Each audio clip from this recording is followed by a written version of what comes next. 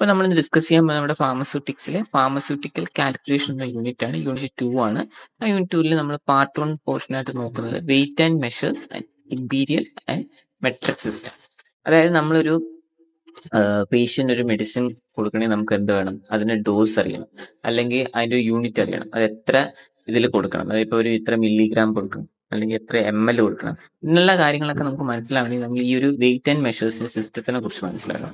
ഇത് മനസ്സിലാക്കിയാൽ മാത്രമേ നമുക്ക് ആ ഒരു പേഷ്യന്റിന് മരുന്ന് കാൽക്കുലേറ്റ് ചെയ്ത് നമുക്ക് കൊടുക്കാൻ പറ്റുള്ളൂ. ഇത്ര ml കൊടുക്കണം, അല്ലെങ്കിൽ ഇത്ര മില്ലിഗ്രാം കൊടുക്കണം, അതായത് നമ്മളൊരു പേഷ്യന്റിന് എത്രയാണ് ഒരു ആവറേജ് ഡെയിലി ഡോസ്. അപ്പൊ അതൊക്കെ കാൽക്കുലേറ്റ് ചെയ്യണമെങ്കിൽ നമ്മൾ ഈ ഒരു കാൽക്കുലേഷനെ കുറിച്ച് മനസ്സിലാക്കണം. അപ്പൊ അത് മനസ്സിലാക്കിയാൽ മാത്രമേ, ഇപ്പൊ നമ്മളൊരു ഫാർമസിസ്റ്റ് അതിന് ഈ വെയിറ്റ്സ് ആൻഡ് മെഷേഴ്സിനെ കുറിച്ച് മനസ്സിലാക്കിയാൽ മാത്രമേ നമുക്ക് എന്ത് ചെയ്യാൻ പറ്റുള്ളൂ, ഈ കാൽക്കുലേഷൻസ് ഒക്കെ ചെയ്യാൻ പറ്റും, ഡോസ് കാൽക്കുലേറ്റ് ചെയ്ത് കൊടുക്കാൻ വേണ്ടി പറ്റുള്ളൂ. അപ്പൊ മെയിൻലി നമ്മുടെ വെയിറ്റ്സ് ആൻഡ് മെഷേഴ്സിൽ 2 സിസ്റ്റമാണുള്ളത്, ഇമ്പീരിയൽ സിസ്റ്റവും മെട്രിക് സിസ്റ്റവും. ഓക്കെ, അപ്പൊ നമ്മൾ ഫസ്റ്റ് നോക്കാൻ പോകുന്നത് measurement of wait in imperial system. Imperial system എങ്ങനെയാണ് നമ്മൾ വെയിറ്റ് മെഷർ ചെയ്യുന്നത്? അപ്പൊ ഈ വെയിറ്റ് എന്ന് പറയുമ്പോൾ എന്താണ്? വെയിറ്റ് എന്ന് പറയുമ്പോൾ നമ്മുടെ gravitational force, measure of gravitational force acting on the body and it is directly proportional to its mass. നമ്മുടെ ബോഡിയിൽ ആക്ട് ചെയ്യുന്ന ഗ്രാവിറ്റേഷണൽ ഫോഴ്സിനെ നമ്മൾ മെഷർ ചെയ്യുന്നതാണ് വെയിറ്റ് എന്ന് പറയുന്നത്. It is directly proportional to mass. മാസിന് എന്താണ്? ഇത് ഡയറക്ട്ലി പ്രൊപ്പോർഷണൽ ആണ്. ഇത് വെച്ചിട്ടാണ് നമ്മൾ കാൽക്കുലേറ്റ് ചെയ്യുന്നത്. ഈ ഒരു വെയിറ്റിനെയാണ് നമ്മൾ 2 സിസ്റ്റത്തിനകത്ത് പറയുന്നത്, ഇമ്പീരിയൽ സിസ്റ്റവും മെട്രിക് സിസ്റ്റവും. അപ്പൊ ഫസ്റ്റ് നമ്മൾ ഇമ്പീരിയൽ സിസ്റ്റമാണ് നോക്കുന്നത്. ഇപ്പൊ imperial സിസ്റ്റത്തില് is divided into 2 parts for the purpose of measuring weight. ആ 2 സിസ്റ്റത്തിനാണ് നമ്മൾ പറയുന്നത് avoirdupois system and apothecary system. Okay, avoirdupois system and apothecary. അതിൽ നമ്മൾ അവോയ്ഡ്-പോയ്സ് സിസ്റ്റം എന്ന് പറയുമ്പോൾ ഇവിടെ നമ്മളിപ്പം നമുക്ക് അറിയുന്ന യൂണിറ്റുകൾ എന്ന് പറയുമ്പോൾ കിലോഗ്രാം അറിയാം, മില്ലിഗ്രാം അറിയാം, പിന്നെ ഏതാണ് ഗ്രാം അറിയാം. ഇപ്പൊ ഈ ഡെസിഗ്രാം അങ്ങനത്തെ ഗ്രാമുകളൊക്കെ നമുക്കറിയാം. ആ ഒരു സിസ്റ്റം അല്ലാതെ നമ്മൾ സ്റ്റാൻഡേർഡ് യൂണിറ്റ് ആയിട്ട് ഇവിടെ പൗണ്ടിനെയാണ് പറയുന്നത്. പൗണ്ട് അത് നമ്മൾ ഇവിടെ യൂസ് ചെയ്യാറില്ല. ഇപ്പൊ ഇംഗ്ലീഷ് സ്പീക്കിംഗ് കൺട്രീസിലാണ് കൂടുതൽ ഈ പൗണ്ട് യൂസ് ചെയ്യുന്നത്. ഓക്കെ, ഇവിടുത്തെ അപ്പൊ സ്റ്റാൻഡേർഡ് യൂണിറ്റ് എന്ന് പറയുന്നത് എന്താണ്? പൗണ്ട്. അപ്പൊ in this system pound is the standard unit for weighing and all measures of mass are derived from the imperial standard pound. ഈ പൗണ്ടിൽ നിന്നാണ് എന്ത് ചെയ്യുന്നത്? ബാക്കി എല്ലാ യൂണിറ്റുകളും ഡിറൈവ് ചെയ്യുന്നത്. ജസ്റ്റ് കാണാതെ പഠിക്കാന്നേ ഉള്ളൂ. അവോയ്ഡ്-പോയ്സ് സിസ്റ്റം എന്ന് പറയുമ്പോൾ മെയിൻ ഇവിടുത്തെ ഒരു സ്റ്റാൻഡേർഡ് യൂണിറ്റ് എന്ന് പറയുന്നത് പൗണ്ട് ആണ്. നമ്മൾ കിലോഗ്രാം എന്ന് പറയുന്ന ഒരു യൂണിറ്റ് ആണ് പൗണ്ട്. ഓക്കെ, അപ്പൊ ഒരു പൗണ്ട് എന്ന് പറയുന്നത് 16 ഔൺസ് ആണ്. ഓക്കെ, ഒരു പൗണ്ടിന്റെ നമ്മള് സൂചിപ്പിക്കുന്നതാണ് LB എന്ന് പറയും, ഔൺസ് എന്ന് പറയുന്നത് OZ. ഓക്കെ, അപ്പൊ ഒരു പൗണ്ട് എന്ന് പറയുന്നത് 16 ഔൺസ് ആണ്. അവോയ്ഡ്-പോയ്സ് സിസ്റ്റത്തിനകത്ത് നമ്മൾ 16 ഔൺസ് എന്ന് പറയും. അപ്പോൾ ഒരു പൗണ്ട് എന്ന് പറയുന്നത് 7000 ഗ്രെയിൻസ്. ഓക്കെ, ഗ്രെയിൻസ് എന്ന് പറയുന്നത് ഒരു യൂണിറ്റ് ആണ്. ദെൻ ഒരു ഔൺസ് എന്ന് പറയുന്നത് ഈ അവോയ്ഡ്-പോയ്സ് സിസ്റ്റത്തിനകത്ത് 437.5 ഗ്രെയിൻസ്. ഓക്കെ, അപ്പോൾ ഒരു പൗണ്ട് നമ്മൾ കാൽക്കുലേറ്റ് ചെയ്യുമ്പം നമ്മൾ 437.5 ഗ്രെയിൻസ്. നമ്മുടെ കാൽക്കുലേഷനകത്ത് ഗ്രെയിൻസ് ആണ് നമുക്ക് കണ്ടുപിടിക്കാൻ. ഗ്രെയിൻസിന്റെ ഇതിലാണ് നമ്മൾ കണ്ടുപിടിക്കണമെങ്കിൽ നമ്മൾ എന്ത് ചെയ്യണം? ഈ LB നമ്മൾ കൺവേർട്ട് ചെയ്യണം.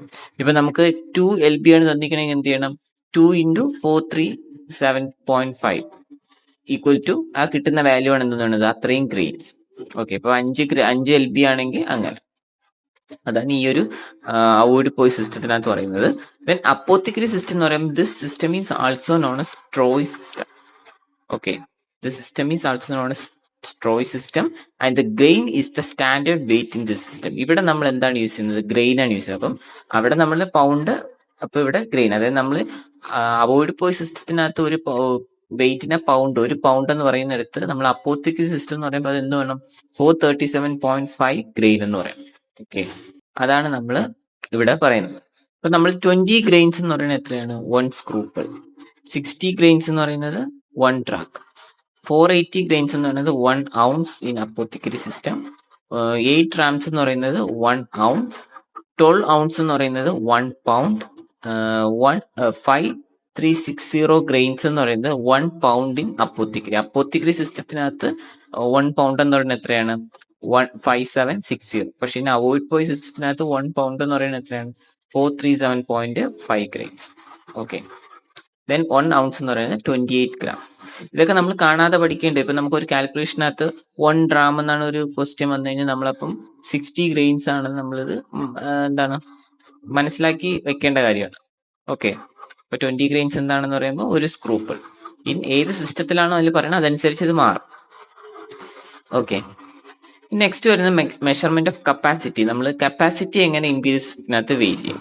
അപ്പൊ ഇവിടെ നമ്മൾ പറയുന്നത് standard units for capacity are same in both avoirdupois and apothecary system. Apothecary സിസ്റ്റത്തിനകത്തും അവോയ്ഡ് പോയിസ് സിസ്റ്റത്തിനകത്തും ഇവിടുത്തെ നമ്മുടെ സ്റ്റാൻഡേർഡ് യൂണിറ്റ് എന്താണ്? ഗാലോൺ. ഗാലോൺ ആണ് നമ്മുടെ സ്റ്റാൻഡേർഡ് യൂണിറ്റ്. എല്ലാ മെഷേഴ്സും ഇതിൽ നിന്നാണ് ഡിറൈവ് ചെയ്തത്, ബാക്കി എല്ലാ മെഷേഴ്സ്. അപ്പൊ ഇവിടുത്തെ സ്റ്റാൻഡേർഡ് യൂണിറ്റ് എന്താണ്? ഗാലൻ. ഒരു ഗാലൻ എന്ന് പറയുന്നത് എന്താണ്?